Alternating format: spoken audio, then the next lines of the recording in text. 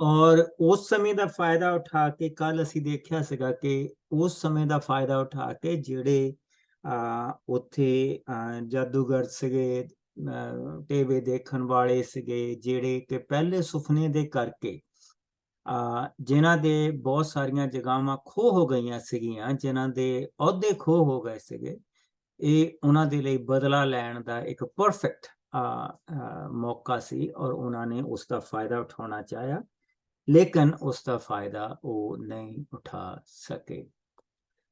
ਲੇਕਿਨ ਅਸੀਂ ਪ੍ਰਭੂ ਦੇ ਵਚਨ ਦੇ ਵਿੱਚ ਦੋ ਚੀਜ਼ਾਂ ਦੇਖਦੇ ਹਾਂ ਕਿ ਨਾ ਤਾਂ ਜਿਸ ਵੇਲੇ ਉਹ ਪਹਿਲੀ ਵਾਰੀ ਉਹਨਾਂ ਨੇ ਸੁਪਨੇ ਦੇ ਵੇਲੇ ਜਿਸ ਵੇਲੇ ਦਾਨੀਅਲ ਨੇ ਦੱਸਿਆ ਤਾਂ ਦਾਨੀਅਲ ਨੇ ਉਸ ਵੇਲੇ ਕਿਹਾ ਕਿ ਇਹਨਾਂ ਨੂੰ ਕੁਛ ਨਾ ਕਿਹਾ ਜਾਏ, ਔਰ ਇਸੇ ਤਰ੍ਹਾਂ ਦੂਸਰੀ ਵਾਰੀ ਵੀ ਜਿਹੜੇ ਦਾਨੀਅਲ ਦੇ ਮਿੱਤਰ ਸੀਗੇ ਉਹਨਾਂ ਨੇ ਵੀ ਉਹਨਾਂ ਨੂੰ ਨਾ ਮਾਰਨ ਦੇ ਲਈ ਕੋਈ ਇਹ ਨਹੀਂ ਕਿਹਾ ਕਿ ਇਹਨਾਂ ਨੂੰ ਮਾਰ ਦਿੱਤਾ ਜਾਏ। ਹੁਣ ਅਸੀਂ ਚੌਥੇ ਚੈਪਟਰ ਦੇ ਵਿੱਚ ਆ ਗਏ ਹਾਂ। ਚੌਥੇ ਚੈਪਟਰ ਨੂੰ ਆਪਾਂ ਸਾਰਾ ਨਹੀਂ ਪੜਾਂਗੇ, ਲੇਕਿਨ ਚੌਥੇ ਚੈਪਟਰ ਦਾ ਅਸੀਂ ਜਿਹੜਾ ਸੁਪਨਾ ਔਰ ਉਸ ਦਾ ਜਿਹੜਾ ਅਰਥ ਆ ਉਹ ਉਸ ਨੂੰ ਅਸੀਂ ਦੇਖਾਂਗੇ ਤੇ ਇਸ ਤਰ੍ਹਾਂ ਇਸ ਸਮੇਂ ਦੇ ਵਿੱਚ ਜਿਸ ਵੇਲੇ ਪ੍ਰਭੂ ਦੇ ਜਿਹੜੇ ਲੋਕ ਆ ਉਹ ਇਸ ਵੇਲੇ ਬਾਬਲ ਦੇ ਵਿੱਚ ਬੈਠੇ ਔਰ ਅਸੀਂ ਹਮੇਸ਼ਾ ਦੇਖਦੇ ਹਾਂ, ਤੁਸੀਂ ਭਾਵੇਂ ਅੱਜ ਵੀ ਆਪਣਾ ਅਗਰ ਜਿਸ ਵੇਲੇ ਅਸੀਂ ਅੱਜ ਵੀ ਨਿਊਜ਼ ਔਨ ਕਰਦੇ ਹਾਂ ਤਾਂ ਤੁਹਾਨੂੰ ਹਮੇਸ਼ਾ ਨਿਊਜ਼ ਦੇ ਵਿੱਚ ਇਹ ਜ਼ਰੂਰ ਮਿਲਦਾ ਕਿ ਕੁਛ ਨਾ ਕੁਛ ਇਜ਼ਰਾਈਲ ਦੇ ਵਿੱਚ ਹੋ ਰਿਹਾ ਹੁੰਦਾ, ਇਜ਼ਰਾਈਲ ਦੇ ਵਿੱਚ ਕੁਛ ਨਾ ਕੁਛ ਜ਼ਰੂਰ ਚੱਲ ਰਿਹਾ ਹੁੰਦਾ। ਔਰ ਯਸ, ਆਉਣ ਵਾਲੇ ਦਿਨਾਂ ਦੇ ਵਿੱਚ ਜਿਸ ਵੇਲੇ ਅਸੀਂ ਦੇਖਾਂਗੇ ਤਾਂ ਅਸੀਂ ਇਜ਼ਰਾਈਲ ਦੇ ਜਿਸ ਵੇਲੇ ਹਿਸਟਰੀ ਦੇਖਾਂਗੇ, ਉੱਥੋਂ ਲੈ ਕੇ ਅੱਜ ਤੱਕ ਚਰਚ ਦੇ ਸਮੇਂ ਦੇ ਵਿੱਚ ਸਾਰਾ ਇਤਿਹਾਸ ਦੇਖਾਂਗੇ ਤਾਂ ਅਸੀਂ ਜੈ ਮਸੀਹ ਦੀ ਸਿਸਟਰ ਸੁਰਿੰਦਰ, ਅੱਛਾ ਉਹਨਾਂ ਦਾ, ਤੇ ਅਸੀਂ ਉਸ ਸਮੇਂ ਦੇ ਵਿੱਚੋਂ ਦੀ ਦੇਖਾਂਗੇ ਕਿ ਕਿਸ ਤਰ੍ਹਾਂ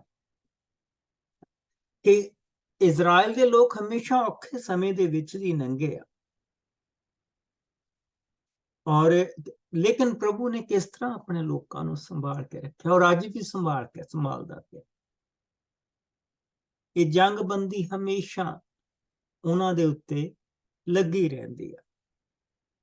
ਅੱਜ ਵੀ ਅਸੀਂ ਅਗਰ ਨਿਊਜ਼ ਔਨ ਕਰਕੇ ਦੇਖਦੇ ਤਾਂ ਬਹੁਤ ਸਾਰੀਆਂ ਚੀਜ਼ਾਂ ਸਾਨੂੰ ਦਿਖਾਈਆਂ ਨਹੀਂ ਜਾਂਦੀਆਂ ਪਈਆਂ। ਉਹਦਾ ਕਾਰਨ ਇਹ ਆ ਕਿ ਵਾਮਪੰਥੀ ਲੋਕ ਬਹੁਤ ਹੋ ਗਏ, ਲੈਫਟ ਹੈਂਡਡ ਲੋਕ ਬਹੁਤ ਹੋ ਗਏ ਕਿ ਜੇ ਤੁਸੀਂ ਉਹਨਾਂ ਨੂੰ, ਗਾਜ਼ਾ ਦੇ ਲੋਕਾਂ ਨੂੰ, ਫਿਲਿਸਤੀਨ ਲੋਕਾਂ ਨੂੰ, ਉਹਨਾਂ ਨੂੰ ਪਿਆਰ ਕਰੋਗੇ ਤਾਂ ਸਭ ਕੁਝ ਹੋ ਜਾਏਗਾ। ਤੁਹਾਨੂੰ ਪਤਾ ਕਿ ਗਾਜ਼ਾ ਦੇ ਲਾਗੇ ਉਸ ਦਿਨ ਬਹੁਤ ਵੱਡਾ ਮਿਊਜ਼ਿਕ ਫੈਸਟੀਵਲ ਰੱਖਿਆ ਗਿਆ ਸੀ ਔਰ ਉਹ ਮਿਊਜ਼ਿਕ ਫੈਸਟੀਵਲ ਜਿਹੜਾ ਰੱਖਿਆ ਗਿਆ ਸੀਗਾ ਉਹ ਐਕਚੁਅਲੀ ਲੈਫਟ ਜਿਹੜੀ ਗਵਰਨਮੈਂਟ ਸੀ ਉਹਨਾਂ ਵੱਲੋਂ ਰੱਖਿਆ ਗਿਆ ਸੀ ਔਰ ਉਸ ਤੋਂ ਜਿਹੜਾ ਪੈਸਾ ਇਕੱਠਾ ਹੋਣਾ ਸੀਗਾ ਉਹ ਜਿਹੜੇ ਫਿਲਿਸਤੀਨ ਦੇ ਵਿੱਚ ਬੱਚੇ ਆ ਉਹਨਾਂ ਦੇ ਲਈ ਖਰਚਿਆ ਜਾਣਾ ਸੀ, ਉਹਨਾਂ ਦੀ ਐਜੂਕੇਸ਼ਨ ਤੇ, ਹਸਪੀਟਲ ਤੇ, ਉਹਨਾਂ ਚੀਜ਼ਾਂ।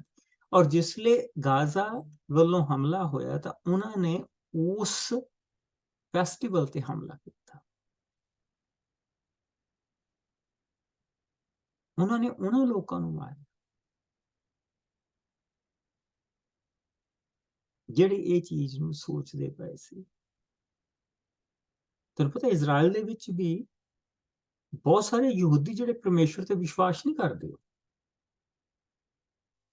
ਇਜ਼ਰਾਈਲ ਦੇ ਬਹੁਤ ਸਾਰੇ ਯਹੂਦੀ ਹੈਗੇ ਜਿਹੜੇ ਉੱਥੇ ਰਹਿੰਦੇ ਆ ਔਰ ਉਹ ਕਹਿੰਦੇ ਆ ਕਿ ਇਹ ਤਾਂ ਐਵੇਂ ਪੁਰਾਣੀਆਂ ਮਿੱਥ ਕਥਾਵਾਂ, ਉਹ ਪਰਮੇਸ਼ਰ 'ਚ ਵਿਸ਼ਵਾਸ ਨਹੀਂ ਕਰਦੇ। ਪਰ ਅਸੀਂ ਇਹ ਦੇਖਦੇ ਪਏ ਹਾਂ ਪ੍ਰਭੂ ਦੇ ਵਚਨ ਦੇ ਵਿੱਚੋਂ ਕਿ ਪ੍ਰਭੂ ਦੇ ਲੋਕਾਂ ਤੇ ਉਸ ਵੇਲੇ ਵੀ ਭਾਰੇ ਸਮੇਂ ਆਏ ਔਰ ਪ੍ਰਭੂ ਨੇ ਬਚਾਇਆ ਉਹਨਾਂ ਨੂੰ, ਔਰ ਅੱਜ ਵੀ ਭਾਰੇ ਸਮੇਂ ਆ ਰਹੇ ਔਰ ਪ੍ਰਭੂ ਉਹਨਾਂ ਨੂੰ ਇਹਨਾਂ ਦੇ ਵਿੱਚੋਂ ਵੀ ਬਚਾਏਗਾ। ਸੋ ਅਸੀਂ ਇੱਥੇ ਕੀ ਦੇਖਦੇ ਪਏ ਹਾਂ ਕਿ ਪ੍ਰਭੂ ਦੇ ਨੇ ਆਪਣਿਆਂ ਲੋਕਾਂ ਨੂੰ ਕਿਸ ਤਰ੍ਹਾਂ ਬਚਾਇਆ। ਸੋ ਆਓ ਅਸੀਂ ਚੌਥੇ ਚੈਪਟਰ ਤੇ ਅਸੀਂ ਪਹੁੰਚ ਚੁੱਕੇ ਹਾਂ चौथे चैप्टर ਦੇ ਵਿੱਚੋਂ ਅਸੀਂ ਇਸ ਦੀਆਂ ਪਹਿਲੀਆਂ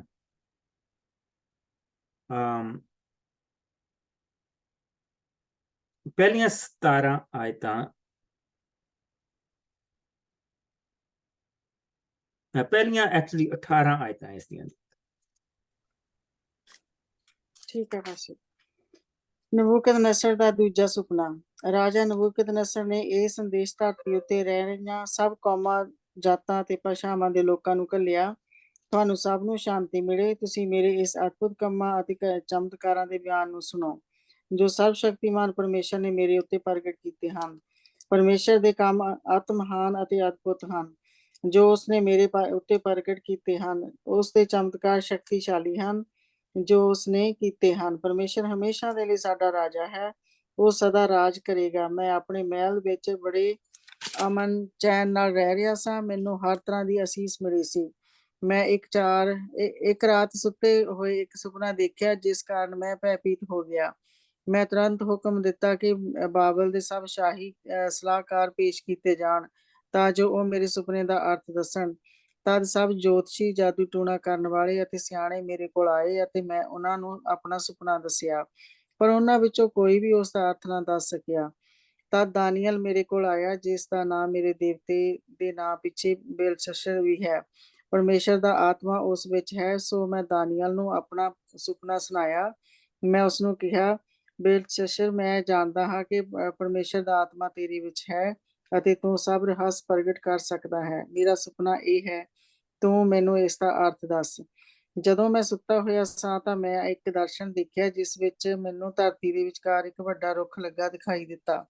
ਉਹ ਰੁੱਖ ਵੱਧਦਾ ਹੀ ਗਿਆ ਜਦੋਂ ਤੱਕ ਉਸ ਦਾ ਉੱਪਰ ਦਾ ਸਿਰਾ ਆਕਾਸ਼ ਤੱਕ ਨਾ ਪਹੁੰਚ ਗਿਆ ਅਤੇ ਉਸ ਨੂੰ ਸੰਸਾਰ ਦਾ ਹਰ ਮਨੁੱਖ ਦੇਖ ਸਕਦਾ ਸੀ।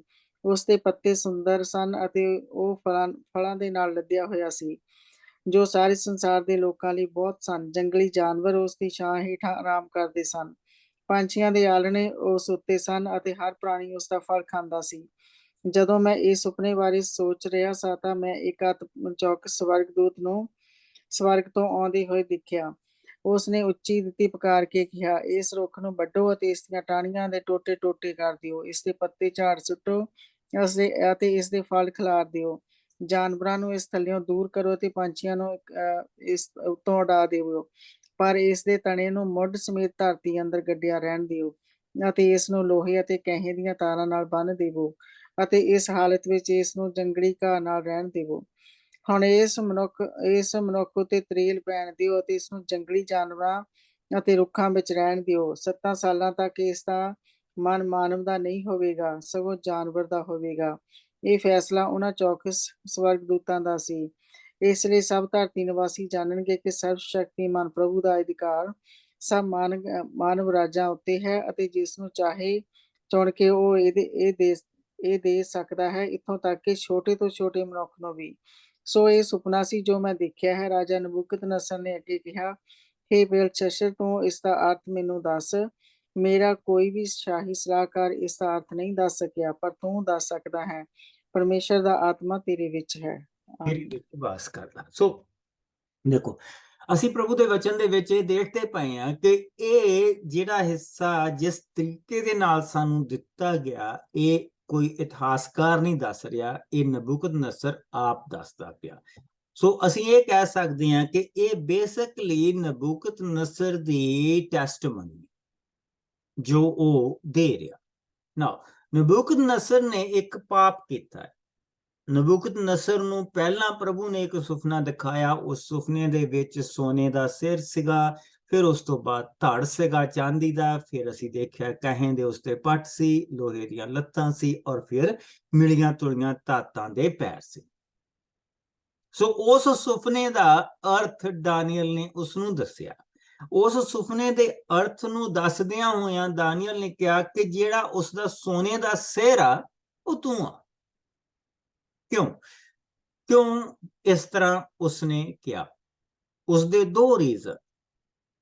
ਕਿਉਂਕਿ ਜਿਸ ਤਰ੍ਹਾਂ ਪ੍ਰਭੂ ਨੇ ਅਸੂਰੀਆਂ ਨੂੰ ਬਰਕਤ ਦਿੱਤੀ ਸੀ, ਜਿਸ ਤਰ੍ਹਾਂ ਪ੍ਰਭੂ ਨੇ ਨਿਨਵਾ ਦੇ ਵਿੱਚ ਜੋਨਾ ਨਬੀ ਨੂੰ ਘੱਲਿਆ ਸੀ, ਔਰ ਜੋਨਾ ਨਬੀ ਨੇ ਕਿਹਾ ਮੈਂ ਨਹੀਂ ਜਾਣਾ, ਔਰ ਉਹ ਤਾਰਸ਼ੀਸ਼ ਦੇ ਵੱਲ, ਉਹ ਯੂਰਪ ਦੇ ਵੱਲ ਨੂੰ ਦੌੜਾ, ਜਿਹੜਾ ਅੱਜ ਦਾ ਯੂਰਪ ਆ, ਜਿਹੜਾ ਅੱਜ ਦਾ ਇਟਲੀ ਆ, ਜਿਹੜਾ ਅੱਜ ਦੇ ਉਹ ਸਾਰੇ ਮੈਸਾਡੋਨੀਆ ਦੇ ਇਲਾਕੇ ਦੇ ਜਿੰਨੇ ਵੀ ਸ਼ਹਿਰ ਆ, ਉਹ ਉਧਰ ਨੂੰ ਦੌੜਾ, ਉਹ ਦੂਸਰੇ ਪਾਸੇ ਨੂੰ ਦੌੜਾ। ਉਸਨੇ ਕਿਹਾ ਮੈਂ ਨਹੀਂ ਜਾਣਾ।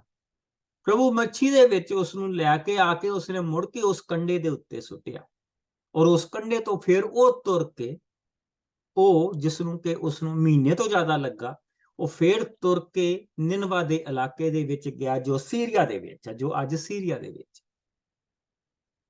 ਔਰ ਉੱਥੇ ਜਾ ਕੇ ਉਸਨੇ ਨਿਨਵਾ ਸ਼ਹਿਰ ਦੇ ਵਿੱਚ, ਜੋ ਕਿ ਤਬਾਹ ਹੋ ਚੁੱਕਾ, ਹੁਣ ਦੁਬਾਰਾ ਮਿਲਿਆ, ਉਸ ਸ਼ਹਿਰ ਦੇ ਵਿੱਚ ਜਾ ਕੇ ਉਸਨੇ ਪ੍ਰਚਾਰ ਕੀਤਾ। ਔਰ ਉਹਨਾਂ ਲੋਕਾਂ ਨੇ, ਨਿਨਵਾ ਦੇ ਲੋਕਾਂ ਨੇ ਪ੍ਰਭੂ ਨੂੰ ਸਵੀਕਾਰ ਕੀਤਾ। ਉਹਨਾਂ ਨੇ ਆਪ ਵੀ ਵਰਤ ਰੱਖਿਆ, ਉਹਨਾਂ ਨੇ ਆਪਣੇ ਜਾਨਵਰਾਂ ਤੋਂ ਵੀ ਵਰਤ ਰੱਖਿਆ। ਹੁਣ ਵਿਚਾਰਿਆਂ ਨੂੰ ਪਤਾ ਹੀ ਇੰਨਾ ਸੀ, ਔਰ ਪ੍ਰਭੂ ਨੇ ਉਸ ਚੀਜ਼ ਦਾ ਉਹਨਾਂ ਨੂੰ ਭਾਗ ਲਾਇਆ। ਔਰ ਫਿਰ ਉਸ ਤੋਂ ਬਾਅਦ ਜਿਹੜੇ ਅਸੀਰੀਅਨ ਸੀਗੇ, ਜਿਹੜੇ ਉਹਨਾਂ ਦਾ ਜਿਹੜਾ ਰਾਜ, ਅਸੂਰੀਆਂ ਦਾ ਜਿਹੜਾ ਰਾਜ ਸੀਗਾ, ਉਹ ਸਾਰੇ ਇਲਾਕੇ ਇੱਥੇ ਤੱਕ ਕਿ ਲੀਬੀਆ, ਅਫਰੀਕਾ, ਲੀਬੀਆ ਤੱਕ ਉਹਨਾਂ ਦਾ ਰਾਜ ਸੀ। ਲੇਕਿਨ ਜਿਸ ਵੇਲੇ ਉਹਨਾਂ ਨੇ ਆ ਕੇ ਰਾਜਾ ਹੈਜ਼ਕਾਇਆ ਦੇ ਸਮੇਂ ਦੇ ਵਿੱਚ ਆ ਕੇ ਉਹਨਾਂ ਨੇ ਜਰੂਸਲਮ ਨੂੰ ਘੇਰਾ ਪਾਇਆ, ਜੋ ਪ੍ਰਭੂ ਨੇ ਉਹਨਾਂ ਨੂੰ ਕਿਹਾ ਸੀ ਕਿ ਨਹੀਂ, ਕਿਉਂਕਿ ਉਹਨਾਂ ਨੇ ਸਿਰਫ ਸਜ਼ਾ ਦੇਣੀ ਸੀ ਉਹਨਾਂ 10 ਕਬੀਲਿਆਂ ਨੂੰ, ਜਿਹੜੇ 10 ਕਬੀਲੇ ਸੁਲੇਮਾਨ ਤੋਂ ਬਾਅਦ ਟੁੱਟ ਕੇ ਜਿਨ੍ਹਾਂ ਨੇ ਆਪਣਾ ਵੱਖਰਾ ਦੇਸ਼ ਬਣਾ ਲਿਆ ਸੀ, ਔਰ ਉਹਨਾਂ ਨੇ ਆਪਣੀ ਰਾਜਧਾਨੀ ਸਾਮਰੀਆ ਬਣਾ ਲਈ ਸੀ, ਔਰ ਇਸ ਕਰਕੇ ਉਹਨਾਂ ਨੂੰ ਸਾਮਰੀ ਲੋਕ ਵੀ ਕਿਹਾ ਜਾਂਦਾ ਸੀ। ਸੋ ਸਾਮਰੀਆਂ ਨੂੰ ਸਜ਼ਾ ਦੇਣ ਦੇ ਲਈ ਪ੍ਰਭੂ ਨੇ ਅਸੂਰੀਆਂ ਨੂੰ ਕਿਹਾ, ਲੇਕਿਨ ਉਹਨਾਂ ਨੂੰ ਇਹ ਹੁਕਮ ਨਹੀਂ ਸੀਗਾ ਕਿ ਉਹ ਜਰੂਸਲਮ ਤੇ ਹਮਲਾ ਕਰਨ। ਸੋ ਉਹਨਾਂ ਨੇ ਜਰੂਸਲਮ ਤੇ ਹਮਲਾ ਕੀਤਾ, ਔਰ ਜਰੂਸਲਮ ਦੇ ਵਿੱਚ ਉਸ ਵੇਲੇ ਰਾਜਾ ਹੈਜ਼ਕਾਇਆ ਰਾਜ ਕਰਦਾ ਸੀ। ਔਰ ਉਹ ਜਿਹੜਾ ਟਾਈਮ ਸੀਗਾ, ਉਹ ਜਿਸ ਵੇਲੇ ਅਸੀਂ ਯਸਾਇਆ ਨਬੀ ਦੀ ਪੋਥੀ ਪੜ੍ਹਦੇ ਤਾਂ ਯਸਾਇਆ ਨਬੀ ਦਾ ਵੀ ਸਮਾਂ ਸੀ। ਸੋ ਯਸਾਇਆ ਨਬੀ ਨੇ ਕਿਹਾ ਕਿ ਪ੍ਰਭੂ ਕਹਿੰਦਾ ਕਿ ਤੂੰ ਫਿਕਰ ਨਾ ਕਰ, ਪ੍ਰਭੂ ਆਪ ਇਸ ਨੂੰ ਦੇਖੇਗਾ। ਉਸ ਰਾਤ ਪ੍ਰਭੂ ਨੇ ਇੱਕ ਫਰਿਸ਼ਤਾ ਘੱਲਿਆ ਜਿਸ ਨੇ ਸਾਰੀ ਫੌਜ ਮਾਰ ਦਿੱਤੀ, ਔਰ ਜਿਹੜਾ ਰਾਜਾ ਸੀ ਉਸ ਨੂੰ ਦੌੜ ਕੇ ਵਾਪਸ ਜਾਣਾ ਪਿਆ, ਔਰ ਉਹਦੇ ਪੁੱਤਰਾਂ ਨੇ ਹੀ ਉਸ ਨੂੰ ਮਾਰ ਦਿੱਤਾ। ਔਰ ਉਸ ਤੋਂ ਬਾਅਦ ਕਿਣ-ਕਿਣ ਕਰਕੇ ਸਾਰਾ ਦਾ ਸਾਰਾ ਅਸੂਰ ਦਾ ਜਿਹੜਾ ਰਾਜ ਸੀਗਾ, ਸਾਰਾ ਜਿਹੜਾ ਸਾਮਰਾਜ ਸੀ, ਉਹ ਖਿਲਰ ਗਿਆ। ਉਸ ਤੋਂ ਬਾਅਦ ਜਿਸ ਵੇਲੇ ਇਹਨਾਂ ਨੇ ਪਾਪ ਕਰਨਾ ਨਹੀਂ ਛੱਡਿਆ, ਤਾਂ ਪ੍ਰਭੂ ਨੇ ਕਿਹਾ ਕਿ ਹੁਣ ਮੈਂ ਕਿਸੇ ਹੋਰ ਕੌਮ ਨੂੰ ਉਠਾਊਂਗਾ। ਰਾਜਾ ਹਿਜ਼ਕਾਇਆ ਬਿਮਾਰ ਹੋ ਗਿਆ। ਰਾਜਾ ਹਿਜ਼ਕਾਇਆ ਜਿਸ ਲਈ ਬਿਮਾਰ ਹੋ ਗਿਆ, ਤੇ ਨਬੂਕਦਨਸਰ ਜਿਸ ਦੇ ਬਾਰੇ ਅਸੀਂ ਪੜ੍ਹਦੇ ਪਏ ਹਾਂ, ਇਹਦਾ ਪੜਦਾਦਾ ਉਸ ਵੇਲੇ ਬਾਬਲ ਤੇ ਰਾਜ ਕਰਦਾ ਸੀ, ਕਿਉਂਕਿ ਇੱਕ ਜਿਹੜਾ ਰਾਜ ਅਸੂਰੀਆਂ ਦੇ ਥੱਲਿਓਂ ਆਜ਼ਾਦ ਹੋਇਆ ਸੀ, ਉਹ ਬਾਬਲ ਸੀ, ਜਿਹੜਾ ਅੱਜ ਦਾ ਇਰਾਕ, ਔਰ ਇਹਦਾ ਪੜਦਾਦਾ ਉਸ ਵੇਲੇ ਰਾਜ ਕਰਦਾ ਸੀ। ਤੇ ਉਸਨੇ ਇਹ ਦੇਖਿਆ ਕਿ ਅਸੂਰੀਆਂ ਦੇ ਤੋਂ ਉਹ ਵੀ ਆਜ਼ਾਦ ਆ ਤੇ ਉਹ ਜਰੂਸਲਮ ਵੀ ਆਜ਼ਾਦ ਆ, ਵੀ ਉਹਨੇ ਕਿੱਦਾਂ ਜਿੱਤ ਪ੍ਰਾਪਤ ਕਰ ਲਈ, ਉਹ ਇਹ ਜਾਣਨਾ ਮੰਗਦਾ ਸੀ। ਲੇਕਿਨ ਜਿਸ ਵੇਲੇ ਉਸਨੇ ਆਪਣੇ ਲੋਕ ਉੱਥੇ ਘੱਲੇ, ਆਪਣੇ ਮੰਤਰੀ ਉੱਥੇ ਘੱਲੇ, ਤਾਂ ਰਾਜਾ ਹੈਜ਼ਕਾਇਆ ਨੇ ਆਪਣੇ ਮਹਿਲ ਦੀਆਂ ਚੀਜ਼ਾਂ ਦਿਖਾਈਆਂ, ਆਪਣੇ ਹਥਿਆਰ ਦਿਖਾਏ, ਆਪਣੀਆਂ ਸਾਰਾ ਕੁਝ ਦਿਖਾਇਆ, ਪਰ ਇਹ ਨਹੀਂ ਦੱਸਿਆ ਕਿ ਪ੍ਰਭੂ ਨੇ ਮੇਰੇ ਲਈ ਕੀ। ਯਸਾਇਆ ਨਬੀ ਨੇ ਆ ਕੇ ਕਿਹਾ ਕਿ ਪੁੱਛਿਆ ਉਸਨੂੰ ਕਿ ਕੌਣ ਆਇਆ ਸੀ, ਕਹਿੰਦਾ ਬਾਬਲ ਦੇ ਲੋਕ ਆਏ ਸੀ। ਤੂੰ ਕੀ ਉਹਨਾਂ ਨੂੰ ਦਿਖਾਇਆ? ਕਹਿੰਦਾ ਮੈਂ ਮਹਿਲ ਦੀਆਂ ਸਾਰੀਆਂ ਚੀਜ਼ਾਂ ਦਿਖਾਈਆਂ, ਮੰਦਿਰ ਦਿਖਾਇਆ। ਅੱਛਾ, ਕਹਿੰਦਾ ਜੋ ਕੁਛ ਤੂੰ ਦਿਖਾਇਆ ਹੁਣ ਸਭ ਕੁਛ ਬਾਬਲ ਜਾਏਗਾ। ਉੱਥੋਂ ਬਾਬਲ ਨੂੰ ਬਰਕਤ ਮਿਲਣੀ ਸ਼ੁਰੂ ਹੋ ਗਈ, ਔਰ ਆਉਣ ਵਾਲੇ ਥੋੜੇ ਸਮੇਂ ਦੇ ਵਿੱਚ ਹੀ ਸਭ ਪਹਿਲਾਂ ਨਬੂਕਦਨਸਰ ਦੇ ਬਾਪ ਨੇ, ਔਰ ਫਿਰ ਉਸ ਤੋਂ ਬਾਅਦ ਨਬੂਕਦਨਸਰ ਨੂੰ ਹਾਲੇ ਤੱਕ ਤੁਸੀਂ ਇਹ ਕਹਿ ਲਓ ਕਿ ਗੱਦੀ ਤੇ ਆਏ ਨੂੰ ਥੋੜੇ ਹੀ ਸਾਲ ਹੋਏ, ਔਰ ਉਸਨੇ ਵੀ ਤੁਸੀਂ ਇਹ ਕਹਿ ਲਓ ਕਿ ਪਿਛਲੇ ਪਾਸੇ ਈਰਾਨ ਜਿਹੜਾ ਅਫਗਾਨਿਸਤਾਨ ਦੇ ਲਾਗੇ, ਯਾਨੀ ਕਿ ਹਿੰਦੁਸਤਾਨ ਤੋਂ ਬਾਅਦ ਅੱਜ ਦਾ ਪਾਕਿਸਤਾਨ, ਪਾਕਿਸਤਾਨ ਦੇ ਉੱਤੇ ਅਫਗਾਨਿਸਤਾਨ, ਅਫਗਾਨਿਸਤਾਨ ਦੇ ਨਾਲ ਈਰਾਨ ਆ, ਜਿਸ ਨੂੰ ਪਰਸ਼ੀਆ ਕਿਹਾ ਜਾਂਦਾ ਸੀ। ਠੀਕ। ਅੱਜ ਦਾ ਈਰਾਨ, ਉਸ ਤੋਂ ਬਾਅਦ ਇਰਾਕ, ਜਦੋਂ ਜਿਸ ਨੂੰ ਬਾਬਲ ਕਿਹਾ ਜਾਂਦਾ ਸੀ, ਉਸ ਤੋਂ ਬਾਅਦ ਅੱਜ ਦਾ ਜੋਰਡਨ, ਜੋਰਡਨ ਤੋਂ ਥੱਲੇ ਸਾਊਦੀ ਅਰੇਬੀਆ, ਯਮਨ, ਇਹ ਸਾਰੇ ਜਿਹੜੇ ਕੰਟਰੀ ਆ। ਔਰ ਫਿਰ ਉਹਨਾਂ ਦਿਨਾਂ ਦੇ ਵਿੱਚ ਜਿਹੜਾ ਸੀਗਾ, ਇਹ ਸਾਰੀ ਅਮੋਰੀਆਂ ਦੀ ਧਰਤੀ ਕਿਹਾ ਜਾਂਦਾ ਸੀ, ਸੀਰੀਆ ਦੀ ਧਰਤੀ ਕਿਹਾ ਜਾਂਦੀ, ਫਿਰ ਉਸ ਤੋਂ ਉੱਤੇ ਸੀਰੀਆ, ਫਿਰ ਉਸ ਤੋਂ ਉੱਤੇ ਲੈਬਨਾਨ, ਫਿਰ ਨਾਲ ਇਹ ਸਾਰੇ ਇਲਾਕੇ ਜਿਹੜੇ ਹੈਗੇ ਆ, ਜਿਸ ਨੂੰ ਅੱਜ ਪੈਲਸਤਾਈਨ ਵੀ ਕਿਹਾ ਜਾਂਦਾ, ਜਿਸ ਨੂੰ ਅੱਜ ਗਾਜ਼ਾ ਵੀ ਕਿਹਾ ਜਾਂਦਾ, ਇਹ ਸਾਰੀਆਂ ਪੱਟੀਆਂ ਆ ਜਾਂਦੀਆਂ ਗੱਬੇ। ਫਿਰ ਇਜ਼ਰਾਈਲ ਆ ਜਾਂਦਾ, ਇਜ਼ਰਾਈਲ ਤੋਂ ਨਾਲ ਫਿਰ ਦੂਸਰੇ ਪਾਸੇ ਨੂੰ ਫਿਰ ਇਜਿਪਟ ਆ ਜਾਂਦਾ, ਮਿਸਰ ਆ ਜਾਂਦਾ, ਮਿਸਰ ਦੇ ਨਾਲ ਲਿਬੀਆ ਆ ਜਾਂਦਾ। ਤੁਸੀਂ ਇਹ ਦੇਖ ਲਓ ਕਿ ਅਫਗਾਨਿਸਤਾਨ ਦੇ ਬਾਰਡਰ ਤੋਂ ਲੈ ਕੇ ਲਿਬੀਆ ਤੱਕ, ਅਫਰੀਕਾ ਤੱਕ ਪ੍ਰਭੂ ਨੇ ਬਾਬਲ ਦਾ ਰਾਜ ਕਾਇਮ ਕਰਤਾ ਸੀ। ਤੇ ਜੇ ਗੱਬੇ ਕਿਸੇ ਇੱਕ ਨੂੰ ਛੇੜਨ ਨਹੀਂ ਦਿੱਤਾ, ਛੋਟੇ ਜਿਹੇ ਰਾਜ ਨੂੰ, ਤਾਂ ਉਹ ਜਰੂਸਲਮ ਸੀ, ਉਹ ਯਹੂਦੀਆ ਸੀ। ਔਰ ਇਹਨਾਂ ਦੀ ਸੰਤਾਨ ਨੂੰ ਉਹ ਕਹਿੰਦਾ ਆ ਕਿ ਪਾਪ ਨਾ ਕਰੋ। ਉਸਨੇ ਨਬੀ ਕਰ ਲਏ, ਇਹਨਾਂ ਨੇ ਕਿਸੇ ਦੀ ਨਹੀਂ ਸੁਣੀ। ਔਰ ਉਹਨਾਂ ਵਿੱਚ ਨਾ ਸੁਣਨ ਵਾਲਿਆਂ ਦੇ ਵਿੱਚੋਂ ਦਾਨੀਏਲ ਵਗੈਰਾ ਵੀ ਸੀਗੇ, ਜਿਹਨਾਂ ਨੂੰ ਬਾਅਦ ਦੇ ਵਿੱਚ ਹੋਸ਼ ਆਈ ਕਿ ਅਸੀਂ ਪ੍ਰਭੂ ਦੀ ਨਹੀਂ ਸੁਣੀ। ਜਿਸ ਲਈ ਅਸੀਂ 9ਵੇਂ ਚੈਪਟਰ ਦੇ ਵਿੱਚ ਜਾ ਕੇ ਦਾਨੀਏਲ ਦੀ ਦੁਆ ਸੁਣਨੀ ਆ ਨਾ, ਉੱਥੋਂ ਸਾਨੂੰ ਪਤਾ ਲੱਗਣਾ ਕਿ ਦਾਨੀਏਲ ਹੋਣੀ ਵੀ ਕੀ ਕਰਦੇ ਸੀ। ਅਸੀਂ ਨਹੀਂ ਸੁਣੀ ਤੇਰੀ।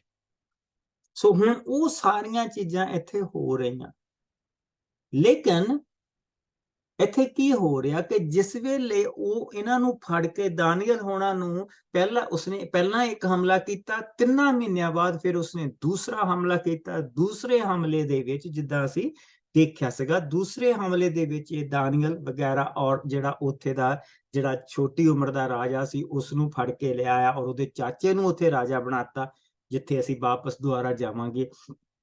ਔਰ ਇੱਥੇ ਆ ਕੇ ਇੱਥੇ ਆ ਕੇ ਪਹਿਲੇ ਸੁਪਨੇ ਦੇ ਰਾਹੀਂ ਉਹਨਾਂ ਨੂੰ ਦੱਸਿਆ। ਔਰ ਜਿਸ ਲਈ ਉਸ ਨੂੰ ਪਹਿਲਾ ਸੁਪਨਾ ਆਇਆ ਤਾਂ ਉਸ ਦੇ ਵਿੱਚ ਉਸਨੇ ਦੱਸਿਆ ਕਿ ਸੁਣ, ਤੂੰ ਸਿਰ ਆ, ਬਸ ਜਿੰਨਾ ਉਹ ਸਿਰ ਦਾ ਸਮਾਂ ਆ, ਇਹ ਸਾਰਾ 6 ਤੋਂ 700 ਸਾਲ ਦਾ ਸਮਾਂ ਆ। ਔਰ ਜਿੰਨਾ ਸਿਰ ਦਾ ਸਮਾਂ ਆ, ਤੇਰਾ ਤੇ ਤੇਰੇ ਸੰਤਾਨ ਦਾ ਰਾਜ ਰਹੇਗਾ। ਦਾਨੀਏਲ ਉੱਥੇ ਹੈ ਨਹੀਂ ਸੀਗਾ। ਉਹਨਾਂ ਦੇ ਜਿਹੜੇ ਉੱਥੇ ਲੋਕ ਸੀ, ਉਹਨੂੰ ਦੱਸਿਆ ਕਿ ਤੂੰ ਕਿਉਂ ਨਹੀਂ ਸਾਰੇ ਦਾ ਸਾਰਾ ਉਹ ਬੁੱਤ ਸੋਨੇ ਦਾ ਬਣਾਉਂਦਾ, ਸੋ ਹਮੇਸ਼ਾ ਤੇਰਾ ਰਾਜ ਰਹੇਗਾ। ਸੋ ਉਸਨੇ ਉਹ ਪਾਪ ਕੀਤਾ। ਔਰ ਪਲੱਸ ਉਸਨੇ ਕਿਹਾ ਕਿ ਹਰ ਦੇਸ਼ ਦੇ, ਜਿੱਦਾਂ ਕਿ ਕਿਤੇ ਦੇਵਤਿਆਂ ਦੇ ਮੋਹਰੇ, ਜਿੱਥੇ ਜਿੱਥੇ ਦੇਵਤੇ ਸੀ, ਕਿਸੇ ਦੇ ਮੋਹਰੇ ਤੁਰੀਆਂ ਫੂਕੀਆਂ ਜਾਂਦੀਆਂ ਸੀ, ਕਿਸੇ ਦੇ ਮੋਹਰੇ ਡਰਮ ਵਜਾਏ ਜਾਂਦੇ ਸੀ, ਕਿਸੇ ਦੇ ਮੋਹਰੇ ਰਬਾਬ ਵਜਾਈ ਜਾਂਦੇ ਸੀ, ਉਸਨੇ ਉਹ ਸਾਰੇ ਸਾਜ਼ ਜਿਹੜੇ ਦੇਵਤਿਆਂ ਦੇ ਮੰਦਿਰਾਂ 'ਚ ਵਜਾਏ ਜਾਂਦੇ ਸੀ, ਉਸਨੇ ਕਿਹਾ ਸੀ ਉਹ ਸਾਰੇ ਸਾਜ਼ ਇਕੱਠੇ ਕਰੋ। ਔਰ ਜਿਸ ਲਈ ਉਹ ਸਾਜ਼ ਵਜਾਏ ਜਾਣ ਤਾਂ ਸਾਰੀ ਭਾਸ਼ਾਵਾਂ ਦੇ ਲੋਕ, ਕੌਮਾਂ ਦੇ ਲੋਕ, ਬੋਲੀਆਂ ਦੇ ਲੋਕ ਮੇਰੇ ਬੁੱਤ ਦੇ ਮੋਹਰੇ ਝੁਕਣ। ਔਰ ਜਿਹੜਾ ਨਹੀਂ ਝੁਕੇਗਾ ਉਸ ਨੂੰ ਅੱਗ ਦੇ ਵਿੱਚ ਸੁੱਟ ਦਿੱਤਾ। ਆਫ ਕੋਰਸ ਅਸੀਂ ਦੇਖਿਆ ਕਿ ਉਹ 3 ਮਿੱਤਰ ਨਹੀਂ ਝੁਕੇ, ਔਰ ਉਸਨੇ ਕਿਹਾ ਕਿ ਇਹਨਾਂ ਨੂੰ ਅੱਗ ਦੇ ਵਿੱਚ ਸੁੱਟ ਦਿੱਤਾ ਜਾਏ। ਹੁਣ ਨਬੂਕਦਨਸਰ ਦੇ ਉੱਤੇ ਗੁਨਾਹ ਸੀ। ਉਸਨੇ ਪ੍ਰਭੂ ਤੋਂ ਅੱਗੇ ਜਾ ਕੇ ਆਪਣੇ ਜਿਹੜੇ ਝੂਠੇ ਸਲਾਹਕਾਰ ਸੀ, ਉਹਨਾਂ ਤੋਂ ਕੁਝ ਲੈਣਾ ਚਾਹਿਆ, ਉਹ ਨਹੀਂ ਮਿਲਿਆ। ਹੁਣ ਪ੍ਰਭੂ ਨੇ ਉਸ ਨੂੰ ਦੱਸਿਆ ਕਿ ਤੈਨੂੰ ਮੈਂ ਚੁਣਿਆ ਸੀ। ਔਰ ਅਸੀਂ ਈਵਨ ਗਾਂ ਜਾ ਕੇ ਪੜ੍ਹਨਾ, ਉਸਨੇ ਕਹਿਣਾ ਮੈਂ ਆਪਣੇ ਦਾਸ ਨਬੂਕਦਨਸਰ ਨੂੰ ਲੈ ਕੇ ਆਊਂਗਾ। ਪ੍ਰਭੂ ਨੇ ਇਸ ਨੂੰ ਆਪਣਾ ਦਾਸ ਕਿਹਾ ਸੀ। ਔਰ ਪ੍ਰਭੂ ਇਸ ਨੂੰ ਆਹਿਸਤਾ ਆਹਿਸਤਾ ਆਪਣੇ ਕੋਲ ਲੈ ਕੇ ਆ ਰਿਹਾ। ਸੋ ਪਹਿਲੇ ਸੁਪਨੇ ਦੇ ਰਾਹੀਂ, ਔਰ ਉਸ ਤੋਂ ਬਾਅਦ ਉਸਨੇ ਉਸ ਸੁਪਨੇ ਦਾ ਆਪਣਾ ਇੱਕ ਮਤਲਬ ਬਣਾਉਣਾ ਚਾਹਿਆ, ਗਲਤ ਸਲਾਹਕਾਰਾਂ ਦੇ ਕਰਕੇ। ਹੁਣ ਦੂਸਰਾ ਸੁਪਨਾ ਉਸ ਨੂੰ ਆਇਆ। ਪਹਿਲਾ ਸੁਪਨਾ ਉਸਨੇ ਦੱਸਿਆ ਨਹੀਂ ਸੀ। ਸੋ ਕਿਤੇ ਇਹ ਨਾ ਉਹ ਜਿਹੜੇ ਉੱਥੇ ਸੀਗੇ, ਇਹ ਨਾ ਕਿਤੇ ਕਹਿ ਦੇਣ ਕਿ ਜੀ ਅੱਛਾ ਤੂੰ ਪਹਿਲਾ ਸੁਪਨਾ ਤਾਂ ਸਾਨੂੰ ਦੱਸਿਆ ਨਹੀਂ ਸੀ, ਤਾਂ ਨਹੀਂ ਅਸੀਂ ਤੈਨੂੰ ਮਤਲਬ ਦੱਸ ਸਕੇ। ਠੀਕ। ਹੁਣ ਉਸਨੇ ਦੂਜਾ ਸੁਪਨਾ ਉਹਨਾਂ ਨੂੰ ਦੱਸ ਵੀ ਦਿੱਤਾ। ਔਰ ਇਹ ਗੱਲ ਨਹੀਂ ਕਿ ਉਹ ਕੋਸ਼ਿਸ਼ ਨਹੀਂ ਕਰਦੇ ਹੋਣਗੇ ਮਤਲਬ ਦੱਸਣ ਦੀ। ਪਰ ਪ੍ਰਭੂ ਉਸਦੇ ਮਨ ਨੂੰ ਨਹੀਂ ਉਹ ਚੀਜ਼ ਲੱਗਣ ਦੇ ਰਿਹਾ। ਤਾਂ ਫਿਰ ਉਸਨੇ ਕਿਹਾ ਕਿ ਬੇਲਸ਼ੱਸਰ ਜਿੱਥੇ ਵੀ ਆ ਉਸਨੂੰ ਬੁਲਾਇਆ ਜਾਏ। ਸੋ ਕਹਿਣ ਦਾ ਕੀ ਮਤਲਬ ਹੈ, इसलिए दूसरा सुपना भी उन्होंने आया, दानियल हाले भी उत्थे नहीं से। तो दानियल ਨੂੰ बुलाया गया